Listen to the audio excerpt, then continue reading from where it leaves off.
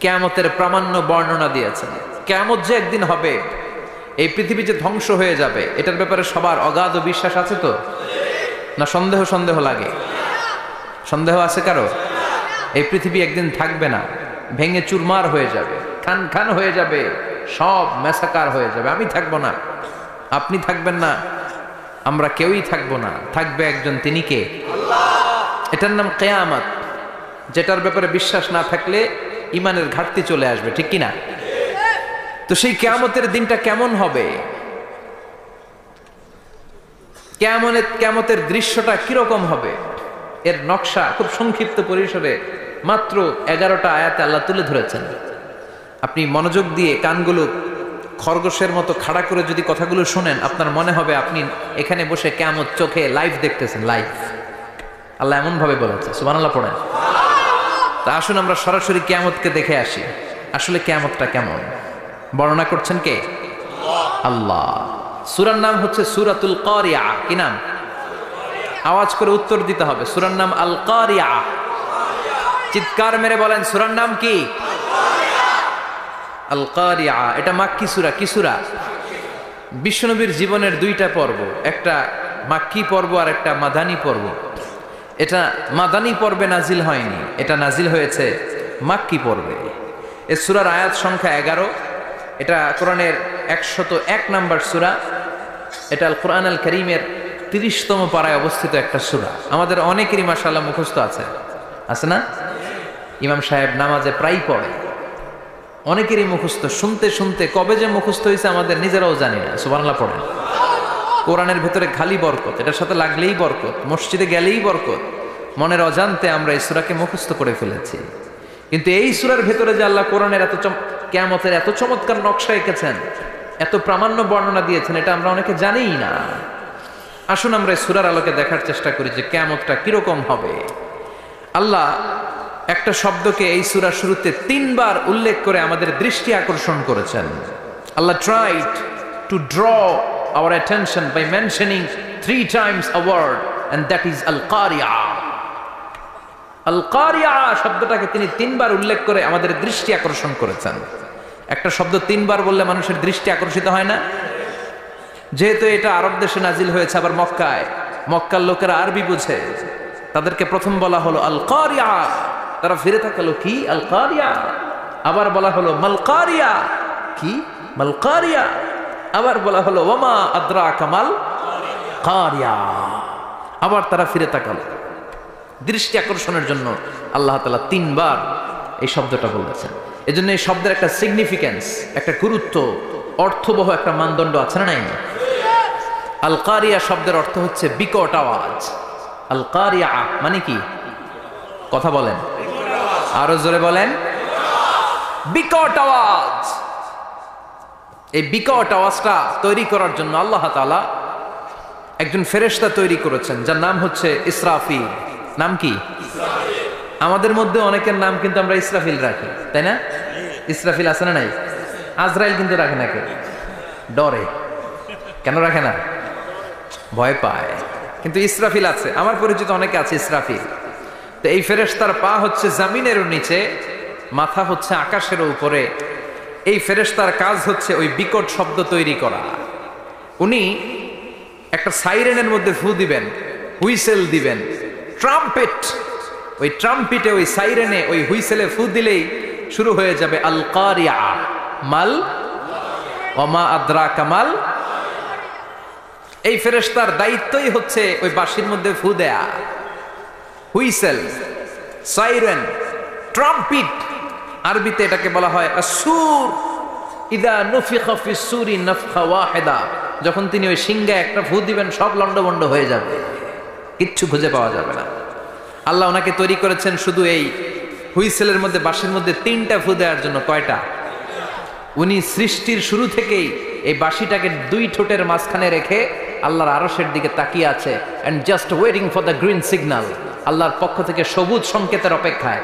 যখনই আল্লাহর অর্ডার করবেন, তখনই শুরু হয়ে যাবে আল কারিয়া। মাল ওমা আদরাকা মাল। সৃষ্টির শুরু থেকেই ইসরাফিল ফেরেশতা বিশাল সিংহাটাকে দুই ঠোঁটের মাঝখানে করে আরশের দিকে তাকিয়ে আছে, কখন আল্লাহ অর্ডার দিবে।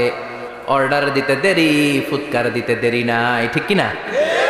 বিকট আওয়াজ, গগন বিদারী শব্দ, প্রচন্ড একটা সাউন্ড, জাইগান্টিক সাউন্ড, যে আওয়াজ, যে শব্দ কেউ শুনে নাই। শুনছেন?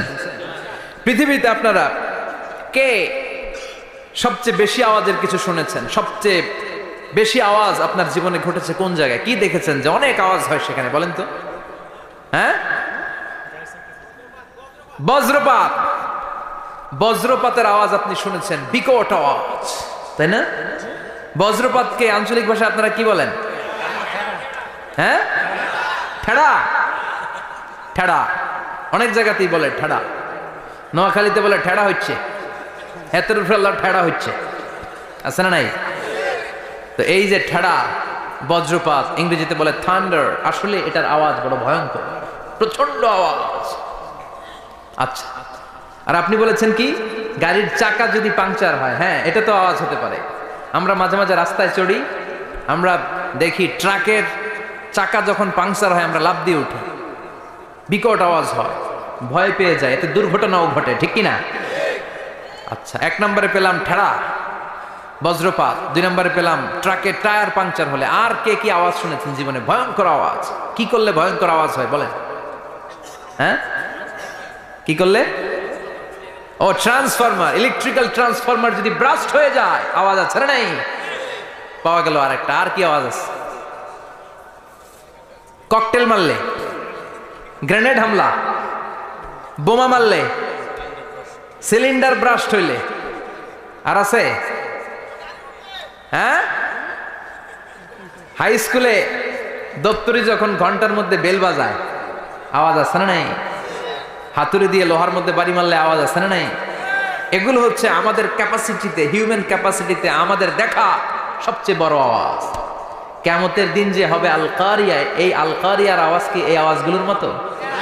চিল্লায় বলেন, এই আওয়াজের মতো? এজন্য আল্লাহ বললেন আল কারিআতু মাল কারিআতু ওয়া মা আদরাকা মাল কারিয়া। সে আওয়াজটা ভয়ঙ্কর আওয়াজ। এটা বজ্রপাতের মতো না, এটা ট্রাকের টায়ার পাংচার হলে যে আওয়াজ হয় ওই আওয়াজের মতো না, গ্যাসের সিলিন্ডার ব্রাস্ট হয়ে গেলে যে আওয়াজ হয় ওই আওয়াজের মতো না, প্রাইমারি স্কুলে দপ্তরি যখন ছুটির ঘন্টা বাজায় ওই আওয়াজের মতো না। ওই আওয়াজটা এমন আওয়াজ, ওই আওয়াজ পৃথিবীর কেউ শোনে নাই। সেটার নাম হচ্ছে আল কারিয়া, মাল ওমা আদরাকা মাল। বিকট আওয়াজ, বিকট ভয়ঙ্কর ট্রাম্পিট। এই সাইরেনে ফু দেয়া হবে, প্রথম ফু দেওয়ার সাথে সাথেই লন্ডভন্ড হয়ে যাবে। এই ইসরাফিলকে তৈরি করা হয়েছে শুধুমাত্র কেবলমাত্র 3টা ফু দেওয়ার জন্য। চিল্লায় বলতে হবে কয়টা? এই ফেরেশতার আর কোনো কাজ নাই। তার আর কোনো কাজ আছে? ঠিক যে মুহূর্তে, এখন আমার ঘড়িতে বাজে 9টা 50, রাত 9টা বেজে 50 মিনিট, ঠিক এই মুহূর্তে যখন আমরা তাফসীর শুনছি, ঠিক এই মুহূর্তেও ইসরাফিল ফেরেশতা তাকে 2 ঠোঁটের মধ্যে লাগিয়ে আল্লাহর আরশের দিকে তাকিয়ে আছে। ওই যে সৃষ্টি শুরু থেকে তাকিয়ে আছে, আজ অবধি তাকিয়ে আছে। যখনই গ্রিন সিগন্যাল আসবে মুহূর্তেই শুরু হয়ে যাবে আল কারিয়া মাল ওয়া মা আদরাকা মাল। আল্লাহ বললেন সে আওয়াজটা হবে বড্ড ভয়ঙ্কর। প্রথম ফুৎকার যখন দেয়া হবে এটারে বলে নাফখাতুল ফাজা।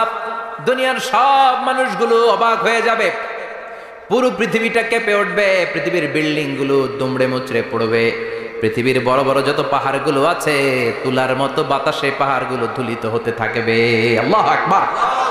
আল্লাহ বললেন ইয়াউমা ইয়াকুনুন নাসু কাল ফারাশিল মাবথুস ওয়া তাকুনুল জিবালু কাল আহিনিল মানফুশ। সেদিন মানুষগুলো বিক্ষিপ্ত পতঙ্গের মতো নিক্ষিপ্ত হবে যখন আল কারিয়া, এই বিকট আওয়াজটা হবে। শুনতেছেন? মনোযোগ আছে? কথা বুঝতে সমস্যা হচ্ছে না তো? 3টা ফুৎকার। কয়টা? প্রথম ফুৎকার দেওয়ার সাথে সাথে মানুষগুলো বিক্ষিপ্ত পতঙ্গের মতো নিক্ষিপ্ত হবে। এই যে আরামসে বসে আছি, তখন আর বসে থাকা যাবে না, কে ধাক্কা খেয়ে কই চলে যাব টেরই পাওয়া যাবে না। আমরা এই যে বসে আছি এর কারণ হচ্ছে গ্র্যাভিটেশনাল একটা ল আছে, পাওয়ার। এটার বাংলায় বলে মাধ্যাকর্ষণ শক্তি। কি শক্তি? কথা বলেন। কে আবিষ্কার করছে এটা? হ্যাঁ, কে? বিজ্ঞানী নিউটন, আইজাক নিউটন আবিষ্কার করেছে। আপেলকে সে নিচে পড়তে দেখে গবেষণা করে পেয়েছে গ্র্যাভিটেশনাল পাওয়ার। ওইটা থাকার কারণে পৃথিবীর সেন্টার সবকিছুকে নিচের দিকে টানে, নিজের দিকে টানে, ফলে আমরা বসে আছি। কিন্তু এই মাধ্যাকর্ষণ শক্তির বাইরে যদি আমরা আকাশে উঠে যাই, আর কিন্তু কোনো টানাটানি নাই, আপনি শূন্যে ভেসে থাকবেন।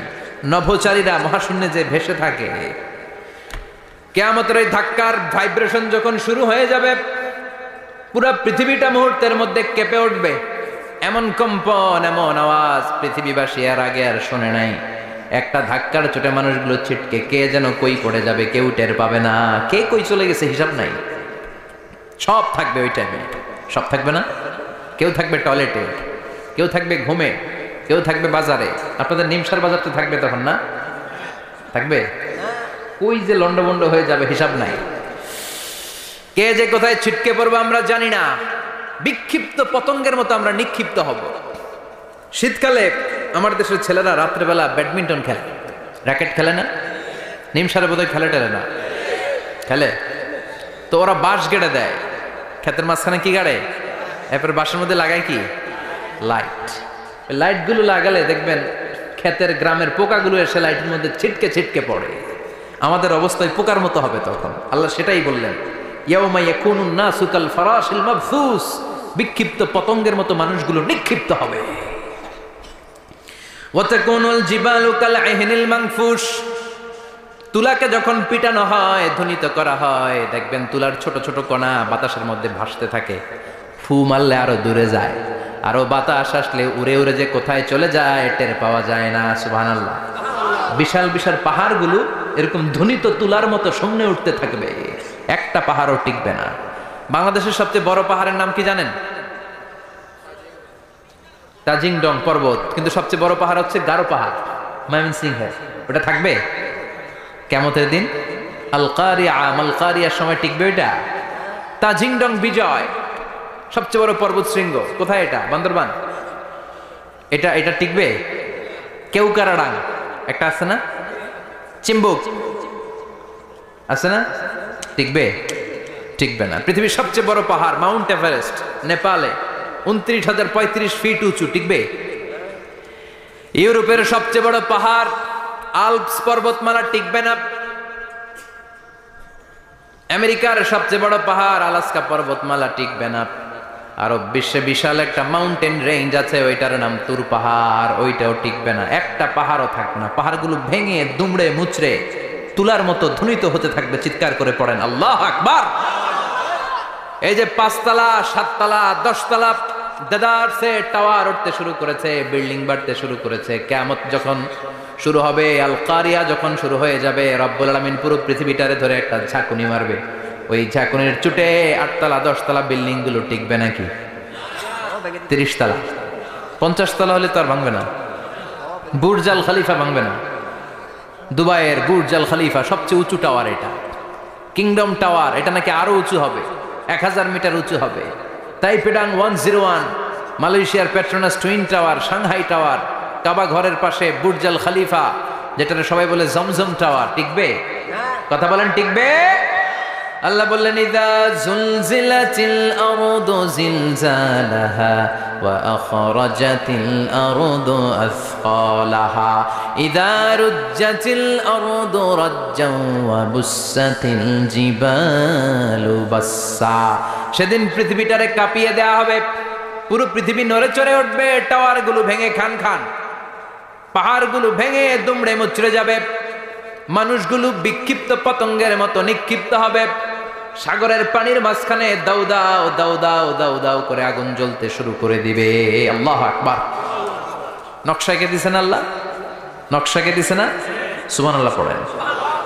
আবার আল্লাহ বললেন, ফাইদা বারিকাল বাসারু ওয়া খাসাফাল কামারু ওয়া জুমিআশ শামসু ওয়াল কামারু ইয়াকুলুল ইনসানু আইনাল মাফার। সেদিন মানুষের চোখ হবে ছানা বড়া, চন্দ্র সূর্যে কোনো আলো থাকবে না, মানুষগুলো দিক বিদিক পাগলের মতো দৌড়াবে। সবার মুখে এক কথা, পালাবো কই? পালানোর জায়গা আছে নাকি? শুধু বাংলাদেশের এই সাইডটাতেই কিয়ামত হবে, সৌদিতে আর হবে না? হ্যাঁ, আমেরিকায়? আমেরিকায় কেমনে হবে?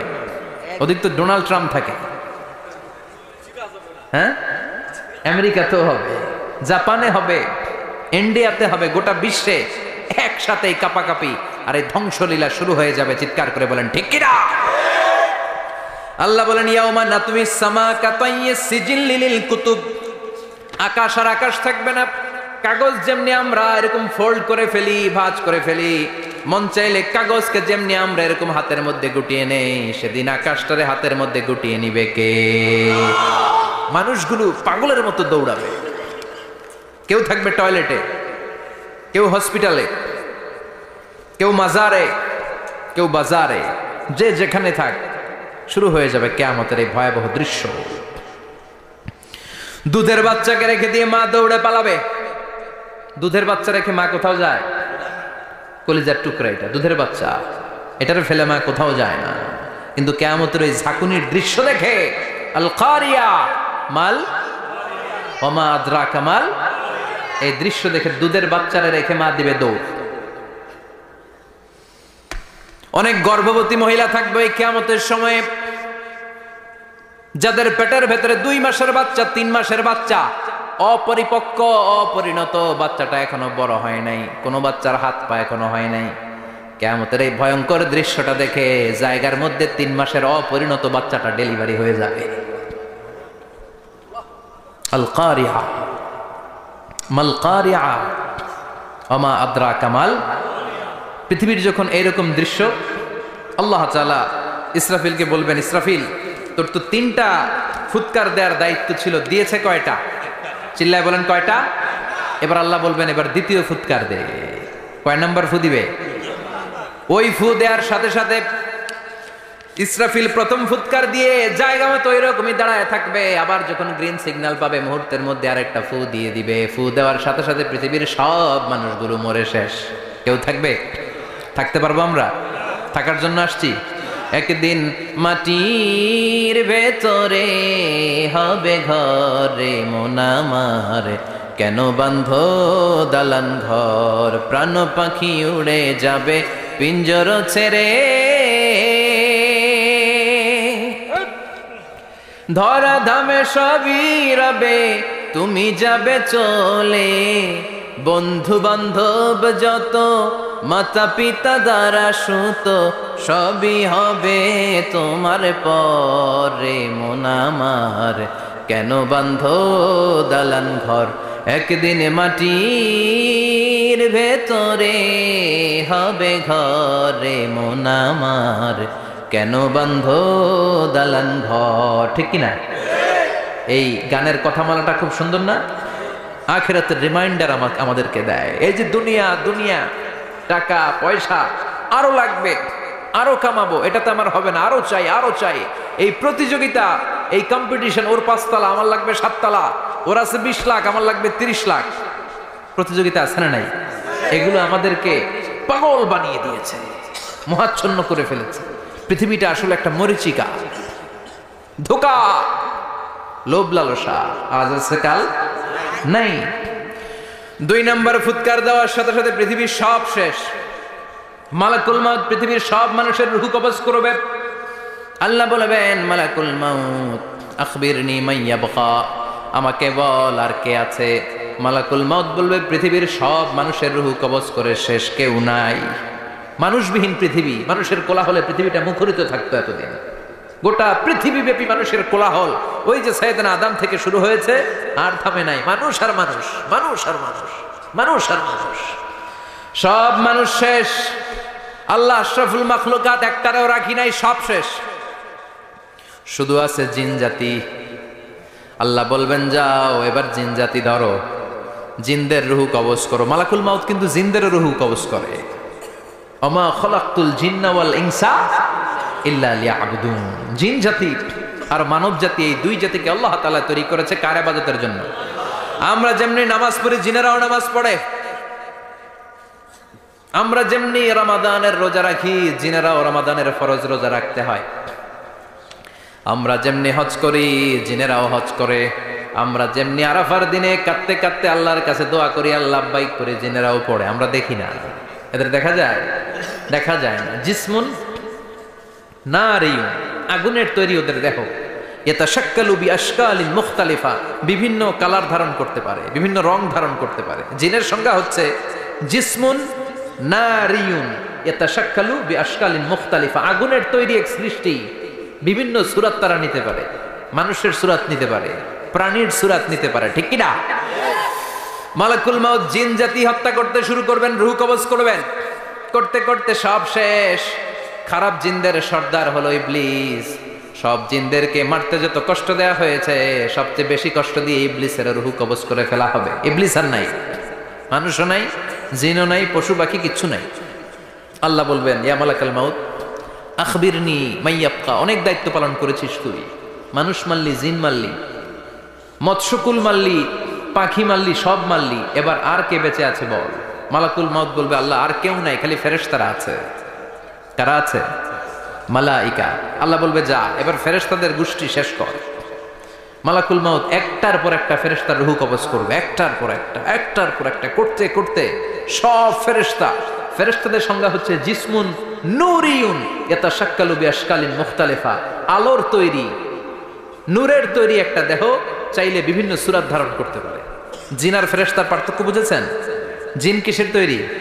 আগুন, জিসমুন নারিয়ুন, আর ফেরেশতা হচ্ছে জিসমুন নূরিয়ুন, নূর দিয়ে তৈরি। একের পর এক ফেরেশতা সবার করা হবে। এবার আল্লাহ বলবেন, ইয়া মালাকাল মাউত আখবিরনি মাইয়াবকা, আর কে কে বেঁচে আছে বল। মালাকুল মাউত বলবে, মাবুদ কেউ নাই, মানুষ নাই, জিন নাই, ফেরেশতাও নাই, শুধু আমার 3 জন কলিগ বাকি। কয়জন? জোরে বলেন, কয়জন? জিব্রাইল বাকি, ইসরাফিল বাকি, মিকাইল আর আমি আজরাইল। আল্লাহ বলবে, মিকাইলের রূহ কবজ করে নিয়ে আয়। যে মিকাইল আমার আদেশে পৃথিবীতে বৃষ্টি ঝরাতো, আমার আদেশে ক্ষেত খামারে ফসলের ব্যবস্থা করে দিত, আমার আদেশে মানুষের রিজিকের হিসাব রাখতো, এই মিকাইলের রূহ কবজ করে নিয়ে আয়। 1 নাম্বার কলিগ শেষ। কলিগ বুঝেন তো? সহকর্মী। কলিগ মানে কি? সহকর্মী। 1 নাম্বার কলিগ নাই। আল্লাহ বলবে, যা এবার ইসরাফিলের রূহ কবজ কর। ইসরাফিল ফেরেশতা তখনও আল্লাহর আরশের দিকে ঠোঁটের মাঝখানে বিশাল সিংহটা নিয়ে তাকিয়ে আছে। ওই মুহূর্তে মালাকুল মাউত যে সালাম দিয়ে রূহটা কবজ করে ফেলবে। ইসরাফিলও নাই, ইসরাফিলও নাই। আল্লাহ বলবে, যা দুনিয়ার সব নবীদের কাছে ওহী দিয়ে, কোরআন দিয়ে, ইনজিল দিয়ে, তাওরাত দিয়ে, জাবুর দিয়ে আমি যেই ফেরেশতারে পাঠাতাম, ওই রূহুল আমিন জিব্রাইলের রূহটাও কবজ করে নিয়ে আয়। জিব্রাইলের রূহ কবজ হয়ে যাবে। এবার 3 জন কলিগই শেষ। আছে কেউ? আছে? এবার আল্লাহ বলবে, ইয়া মালাকাল মাউত, হে মৃত্যুর ফেরেশতা আখবিরনি মাইয়াবকা, মহাবিশ্বে আর কে কে আছে বল। আজরাইল বলবে, কেউ নাই, মানুষ নাই, জিন নাই, ফেরেশতা নাই, আমার কলিগরাও নাই, আমি বড় একা। এখন আমি একা হয়ে গেছি। আল্লাহ, আছি শুধু আমি। মালাকুল মাউত, তোমার হুকুমের গোলাম। আর আনতাল হাইয়ুল কাইয়ুম, তুমি শাশ্বত চিরঞ্জীব, তুমি তো মরবা না, আমি আছি। আল্লাহ ভাবছে উনিও থাকবে, উনি আর আল্লাহ থাকবে। আল্লাহ বলবে, মালাকুল মাউত এবার তুই মর, এবার তুই মর। এই কথা শুনে মালাকুল মাউতের খিচুনি উঠে যাবে। আজীবন মারছে, আজকে মরবে। খিচুনি উঠে যাবে, জ্বর এসে যাবে, কাঁপুনি ছুটে যাবে, কাঁপতে থাকবে। আল্লাহ বলবেন, কাঁপাকাঁপি করে লাভ নাই, মর। মালাকুল মাউত বলবে, মাবুদ এইটা আবার কেমন কথা, সবাই রে আমি মারলাম, আমি মরুম কেন? আমি না মারছি, আমি না মেরেছি, আমি মরবো কেন? আল্লাহ বলবেন, কথা নাই, মর। ও আল্লাহ, আমি কেন মরব? আমি না দুনিয়ার সবাই রে মারলাম। আল্লাহ বলবেন, কুল্লু নাফসিন যায়িকাতুল মাউত, পৃথিবীর প্রতিটা আত্মারে মৃত্যুর স্বাদ নিতে হবে রে মালাকুল মাউত, তুইও মরবি, মর। কাঁপতে কাঁপতে আল্লাহ বলবে, জান্নাত আর জাহান্নামের মাঝ বরাবর যে দাঁড়া। মালাকুল মাউত দাঁড়াবে। এই দৃশ্য দেখার মতো তখন কেউ থাকবে না। থাকবে? কেউ নাই। মালাকুল মাউত কাঁপতে কাঁপতে আল্লাহ বলবেন, কেঁপে লাভ নাই, কেঁদে লাভ নাই, মরতে তোকে হবে। Everyone has to take the test of death, সবাইকে মৃত্যুর স্বাদ আস্বাদন করতে হবে। মরে যা, মুত ইয়া মালাকাল মাউত। আল্লাহ বলবেন, ও মৃত্যুর ফেরেশতা মর, মুত ইয়া মালাকাল মাউত। বলার সাথে সাথে যে ফেরেশতার হাতে আমাদের সবার রূহ চলে গিয়েছিল, ওই ফেরেশতা চিৎকার মেরে জান্নাত এবং জাহান্নামের মাঝখানে বেহুশ হয়ে পড়ে যাবে, শেষ। মালাকুল মাউতের কিচ্ছা খতম, উনিও নাই। এবার ডানে বায়ে সামনে পেছনে উপরে নিচে কেউ আছে? একজন ছাড়া, তিনি কে? কুল্লু মান আলাইহা ফানি ওয়া ইয়াবকা ওয়াজহু রাব্বিকা যুল জালালি ওয়াল ইকরাম ফাবিআইয়ি আলাই রাব্বিকুমা তুকাযযিবান। এই জমিনে যারা আছে সব শেষ হয়ে যাবে, একজন ছাড়া, তিনি কে? আল্লাহ তখন হুঙ্কার দিয়ে একা একাই বলবেন, ইয়া আরদু আইনা আশজারুকা, ও পৃথিবী তোর বড় বড় গাছগুলো কোথায়? আপনাদের নিমসারে বট গাছ আছে? কোথায় আছে বট গাছ? অনেক জায়গায় থাকে না বট গাছ বিশাল, ওইটারে কেন্দ্র করে শিরকের আখড়া জমে ওঠে, ওখানে মোমবাতি লাগায়, লাল সালু দেয়, নাচানাচি করে, এরকম বট গাছের আখড়া আছে নাই? আল্লাহ বলবে, ইয়া আরদু, হে পৃথিবী, আইনা আশজারুকা, তোর বড় বড় গাছগুলো আজকে কোথায়? ইয়া আরদু আইনা আনহারুকা, হে পৃথিবী তোর বড় বড় নদীগুলো কই? পদ্মা নদী কই? মেঘনা নদী কই? ব্রহ্মপুত্র কই? গঙ্গা নদী কই? মিসিসিপি, মিসৌরি কই? নীল নদ কোথায়? আমাজন কোথায়? ৬,৬৯৫ কিলোমিটার লম্বা, উগান্ডার ভিক্টোরিয়ার কাম্পালা থেকে এর অববাহিকা শুরু। পৃথিবীর সবচেয়ে বড় যে নদীটা নীল নদ, মিশরে এই নদটা ছিল, আমি দেখেছি, ঘুরেছি এর উপর দিয়ে অনেক। 5 বছরে নীল নদের পানি আমি খেয়েছি। মিশরের নীল নদ ছাড়া কোনো মিঠা পানির উৎস নাই। এজন্য প্রাচীন ঐতিহাসিক, ওনার নাম হিরোডোটাস, উনি বলেছিলেন, Egypt is the gift of Nile, মিশর হচ্ছে নীল নদের দান। নীল নদ না থাকলে মিশরে কেউ থাকতো না। আল্লাহু আকবার পড়েন। 2টা নদী সিদরাতুল মুনতাহা থেকে জান্নাতের কানেকশন নিয়ে পৃথিবীতে এসেছে। একটা হচ্ছে ইরাকের দজলা ফোরাত নদী, আর একটা হচ্ছে মিশরের নীল নদী। সুবহানাল্লাহ পড়বেন না? 5 বছর আমি এই নীল নদের পানি খেয়েছি যখন মিশরে ছিলাম। সরাসরি না, মিশরীয় সরকার পাইপলাইন দিয়ে এই পানিকে রিফাইনিং করে জনগণের জন্য পৌঁছে দেয়। এই নীল নদের নিচ দিয়ে মিশরের মেট্রো লাইন আছে, মানে ট্রেন, এটাকে বলে পাতাল ট্রেন। কি বলে? পাতাল ট্রেন। আপনাদের প্রধানমন্ত্রী নাকি একটা করবে শুনলাম, উনি ঘোষণা দিয়েছেন। তো এটার নিচ দিয়ে, নীল নদের নিচ দিয়ে আমরা ট্রেন দিয়ে এই মাথা থেকে ওই মাথায় যেতাম, আবার ব্রিজ দিয়ে এপাশ থেকে ওপাশে যেতাম। 10টা দেশ ঘুরে এই নীল নদ, একটা সাগর আছে মেডিটেরেনিয়ান সি, মানে ভূমধ্য সাগর, ওইটার সাথে মিলিত হয়েছে। আল্লাহ সেদিন বলবেন, আইনা নাইল, নীল নদ আজকে কোথায়? আইনাল আনহার, নদীগুলো কোথায়?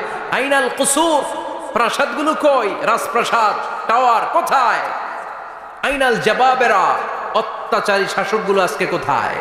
যারা ক্ষমতার চেয়ার পেলে আর নামতে চায় না, এই ডাকাতগুলো আজকে কোথায়? আল্লাহ বলবে, আইনাল জাবাবেরা, ফেরাউন কোথায়? নমরুদ কোথায়? আবু জাহেলের গোষ্ঠী কোথায়? ফেরাউনের চাচাতো ভাইরা কোথায়? নমরুদের চাচাতো ভাইরা কোথায়? কোথায়? যারা ক্ষমতার দাপট দেখিয়েছে, কোনো আওয়াজ আছে? কথা বলেন। আল্লাহ বলবেন, লিমানিল মুলকুল ইয়াউমা লিল্লাহিল ওয়াহিদিল কাহ্হার। লিমানিল মুলকুল ইয়াউম, আজকে ক্ষমতা কার? একটা চিৎকার দিয়ে উত্তর দেন, সেদিন ক্ষমতা কার? Who belongs the kingdom today? আল্লাহ বলবেন, আজকে ক্ষমতা কার? ক্ষমতা শুধু একজনের, চিল্লায় বলেন, তিনি কে? আল কারিআ মাল ওয়া মা আদরাকা মাল। ইসরাফিলের সিংহায় ফু দেওয়ার ডিউটি হচ্ছে 3 বার দিতে হবে। কয়বার দিছে? কয়বার মনে আছে? খেয়ে ফেলাইছেন মনে হয়। দিতে হবে মোট কয়টা? দিয়েছে কয়টা? বাকি আছে, ওটা দেয়া লাগবে না? আল্লাহ ইসরাফিলকে রুহু দিয়ে আবার দাঁড় করায় দিবেন। সুবহানাল্লাহ পড়ে। সবার আগে ইসরাফিলকে রুহু দিয়ে দাঁড় করিয়ে দিলে উনি ওনার ডিউটি পালনের জন্য আবার সিংহার মাঝখানে ঠোঁট লাগিয়ে তাকিয়ে থাকবে আরশের দিকে। আল্লাহ বলবে, ইসরাফিল এবার 3 নাম্বার ফু দিয়া ডিউটি শেষ কর। সুবহানাল্লাহ বাড়িতে গিয়া আল্লাহ বলবেন 3 নাম্বার ফুৎকার দে। বলার সাথে সাথে ইসরাফিল সিংহাটা 2 ঠোঁটের মাঝখানে দিয়ে বিশাল আর একটা ফুৎকার দিবে। ওই ফুৎকার দেওয়ার সাথে সাথে মিনহা খালাকনাকুম ওয়া ফিহা নুঈদুকুম ওয়া মিনহা নুখরিজুকুম তারাতান উখরা। ওই ফু দেওয়ার সাথে সাথে পৃথিবীর যেখানে যত মানুষ ছিল সব উঠবে। যাদেরকে স্বাভাবিকভাবে কবর দিয়ে কবরস্থানে রাখা হয়েছিল কবর থেকে উঠবে, যারা বিমান দুর্ঘটনায় মারা গিয়েছে ওই ছাইগুলো থেকে উঠবে, যারা সাগরের মধ্যে মারা গিয়েছে সেখান থেকে উঠবে, যাদেরকে তিমি মাছ খেয়ে ফেলেছিল ওখান থেকে উঠবে, যে যেখানে ছিল ওইখান থেকে উঠবে। সুবহানাল্লাহ। লক্ষ লক্ষ মানুষ উঠে বলবে আমাদের ঘুম ভাঙাইলো কে? কি বলবে? ঘুম ভাঙাইয়া গেল রে, ঘুম ভাঙাইয়া গেল রে মরার কুকিলে। আহা, কুকিল বলে মরা, আবার এটা ঘুমো ভাঙা, কত বড় ডাকা। ওরা বলবে আমাদের ঘুম ভাঙালো কে? قالوا من بعثنا من مرقدنا هذا ما وعد الرحمن وصدق المرسلون। সব দাঁড়াবে, দাঁড়িয়ে বলবে ঘুম ভাঙালো কে? সবচেয়ে লম্বা ঘুম দিয়েছিল সাইয়েদনা আদম আলাইহিস সালামের ছেলে হাবিল, যাকে হত্যা করেছে জানেন না আপনারা? হাবিল হচ্ছে পৃথিবীর প্রথম নিহত মানব, প্রথম নিহত মানব। তার কবরের জিন্দেগিটা অনেক লম্বা, ওই কত হাজার শত হাজার লক্ষ বছর আগে যে উনি কবরে শুয়ে আছেন আজও শুয়েই আছেন। কিয়ামতের ওই 3 নাম্বার ফুৎকার দেওয়ার সাথে সাথে উনি উঠবে, উঠে বলবে মান বা'আথানা মিন মারকাদিনা হাযা, কে ভাঙালো আমার ঘুম? কে ভাঙাইছে? আল্লাহ। মরার কুকিলে কে ভাঙাইছে? আল্লাহ। আল্লাহ ঘুম ভাঙিয়েছে। ফেরেশতারা বলবে হাযা মা ওয়া'দার রহমান, আজকে হলো ওই দিন যে দিনের প্রতিশ্রুতি রহমান দিয়েছিল, আল্লাহ দিয়েছিল এই দিনের প্রতিশ্রুতি, আর নবীরা এই দিনের কথা বর্ণনা করেছে। আজকে হবে আসল দিন, ফাইনাল খেলার দিন। কোন খেলা? ওই দিন হবে ফাইনাল খেলা। কি খেলা? ফেরেশতারা বলবে দুনিয়ার বুকে যেই বিচারগুলো পাও নাই আজকে এই বিচারগুলো করে ছাড়বে কে? যেই ধর্ষণের বিচার বাংলার জমিনে হয় নাই, ওই ধর্ষণের বিচার ওই দিন আছে না নাই?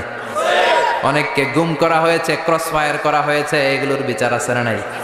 কত মানুষ নলার ভেতর থেকে, ডোবার ভেতর থেকে ফুল এরকম মোটা হয়ে গেছে, হাত দুটা বাঁধা, আমি দেখলাম হাত বাঁধা, চোখ বাঁধা, মুখ বাঁধা, দেহটা ফুলে 3 জনের সমান। কে মেরেছে কেউ জানে না, এগুলোর বিচার আছে না নাই? ওই দিনটা হলো ফাইনাল খেলার দিন। কি খেলা? The final game will be held that day, the day of resurrection, the day of Qiyamah, the day of Al-Qariya, mal ama adraka mal। সব দাঁড়িয়ে যাবে। বিষ্ণু বললেন হুফাতান উরাতান মাশাতান গুরলা, সবাই দাঁড়াবে, কারো গায়ে জামা নাই, কারো পায়ে জুতা নাই, কারো পেটে খানা নাই, খালি আছে মুখে চিৎকার। মুখে কি? ওই দিনটায় যে আপনি উপস্থিত হবেন, বিশ্বাস করতেছেন? একটু ফিল করেন যে আপনি, you the individual have to go that day. আপনাকে যেতে হবে ওই দিন, আমাকে যেতে হবে, আমিও থাকবো, আপনিও থাকবেন, পৃথিবীর সব মানুষগুলো থাকবো উলঙ্গ, নাকেড, গায়ে জামা নাই, পেটে খানা নাই, তৃষ্ণার্ত, ক্লান্ত, শ্রান্ত, ঘর্মাক্ত, পেরেশান। সূর্যটা মাথার কাছে চলে আসবে সেদিন। ফিল করতেছেন তো? চিন্তা করতেছেন যে ওই দিনটার সম্মুখীন আমরা হতে যাচ্ছি। ইমানদার বলে যদি দাবি করেন ওই দিনটার ভয় অন্তরে থাকার দরকার আছে না নাই? সূর্যটা মাথার কাছে চলে আসবে, কই যাব আমরা? যাব কই? কে বাঁচাবে আমাদের? কই যাব এত মানুষ আমরা সেদিন? সূর্যটা মাথার কাছে চলে আসবে ভাই সেদিন। সূর্যের প্রচন্ড তাপে মাথার মগজগুলো ভাতের মাড়ের মতো গলে গলে নাকের ছিদ্র আর কানের ছিদ্র দিয়ে বেয়ে বেয়ে পড়বে। জিহ্বাটা তৃষ্ণায় বেরোতে বেরোতে নাভি পর্যন্ত এসে ঝুলে থাকবে কুকুরের মতো। ক্লান্ত, শ্রান্ত, ঘর্মাক্ত, পেরেশান, বাঁচানোর কেউ নাই। মা আয়েশা জিজ্ঞেস করলেন, ইয়া রাসূলুল্লাহ, don't they feel any shy? Nobody belong any garment in their body, no dress in their body. তাদের দেহে কোনো ড্রেস নাই, পোশাক নাই। নবীরে, এতগুলো মানুষ উলঙ্গ, লজ্জা লাগবে না? বিশ্বনবী বললেন, আয়েশা তুমি লজ্জার চিন্তা করো, সেদিন বাবা ছেলেরে দেখে দৌড়ে পালাবে, মা তার মেয়েকে দেখে দৌড়ে পালাবে। সেদিন পীর সাহেব মুরিদের পরিচয় দিবে না, মুরিদ পীর সাহেবরে চিনবে না, নেতা কর্মীরে চিনবে না, কর্মী নেতারে চিনবে না, বাবা তার কলিজার টুকরা ছেলেরে চিনবে না। একটু মিলায় নেন নিজের সাথে। যাদের ছোট্ট ছেলে মেয়ে আছে চিন্তা করেন যে আমার মেয়েটারে দেখে আমি চিনবো না, ধাক্কা মেরে আমি আরেক দিকে চলে যাব। প্রিয়তমা স্ত্রীকে আমি চিনবো না, যে স্ত্রীর সাথে এত ভালোবাসাবাসি, স্ত্রীকে দেখে আমি পরিচয় দিব না, চিনবো না, স্ত্রী আমারে চিনবে না। ভাই ভাইরে চিনবে না, বন্ধু বন্ধুরে চিনবে না, ইমাম সাহেব মুসল্লি চিনবে না, মুসল্লি ইমাম সাহেব চিনবে না, পীর মুরিদরে চিনবে না, মুরিদ পীররে চিনবে না, কেউ কাউরে চিনবে না। ও আয়েশা, দিনটা এত ভয়ঙ্কর হবে, বাঁচাও বাঁচাও ইয়া নাফসি বলে একবার ওই বিপদের দিনে মানুষ যে আকাশের দিকে এরকম তাকাবে, কার গায়ে জামা আছে কার গায়ে জামা নাই, ওই কথা মুহূর্তের মধ্যে ভুলে যাবে রে আয়েশা। ওই চিন্তাই তো আসবে না, জামার চিন্তা তো অনেক পরে। কথা কন। এক লোক ডায়রিয়া হয়েছে বলে কাঁদে। কি হয়েছে? ডায়রিয়া। অথবা জ্বর হয়েছে এজন্য কাঁদে। ওনার কিন্তু ক্যান্সারও হয়েছে, এটা জানে না। যখন আপনি বুঝাই দিবেন যে তোমার তো ক্যান্সার, যে ডায়রিয়া হয়েছে এটা ভুলেই যাবে। কথা কন। এতক্ষণ ডায়রিয়ার ব্যথায় কেঁদেছে, এতক্ষণ জ্বরের কারণে কেঁদেছে, এতক্ষণ হাঁপানির ব্যারামে কেঁদেছে, কিন্তু ওই লোকটার ক্যান্সারের রোগও ছিল। কিছুক্ষণ পরে আপনি বুঝাই দিলেন তুমি ক্যান্সারে আক্রান্ত একজন মরণ পথের যাত্রী। যখন ক্যান্সারের কথা সে জেনেছে, ওর যে ডায়রিয়া হয়েছিল ভুলেই গেছে। সুবহানাল্লাহ কইবেন না? আল্লাহু আকবার। কি ভয়ঙ্কর দিন হবে সেটা। কাআন সাফসাফা,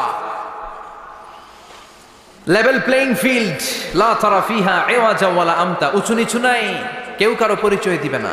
সেদিন হবে ফাইনাল খেলা। কি খেলা? চিল্লায় বলেন, আরো জোরে বলেন। ফাইনাল খেলা। ওই ফাইনাল খেলার বর্ণনা আল্লাহ কিভাবে দিচ্ছে শুনুন। আল্লাহ বলছেন, فأما من ثقلت موازينه فهو في عيشة راضية وأما من خفت موازينه فأمه هاوية وما أدراك ما هي نار حامية. পড়েন আল্লাহু আকবার।